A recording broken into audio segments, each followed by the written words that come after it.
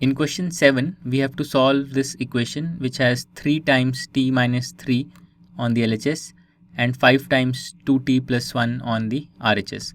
So let's expand the products on both the LHS and the RHS. So on the LHS we have 3 times t, 3t, minus 3 into minus 3, so minus 9, so 3t minus 9, and on the RHS we have 5 into 2t, so that's 10t, and we also have 5 into 1, so that's plus 5. Alright, now let's combine the variable terms on the two sides. So we have 3t and 10t. So let's take this 10t and transpose it to the left side. So this will give us 3t minus 9, and then the transposed term will be minus 10t, and on the RHS we will have 5.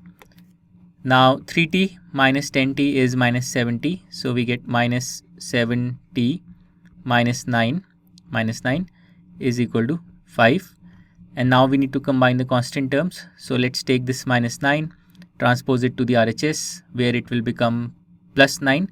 So we will get minus 7t is equal to 5 plus 9, or minus 7t is equal to 14.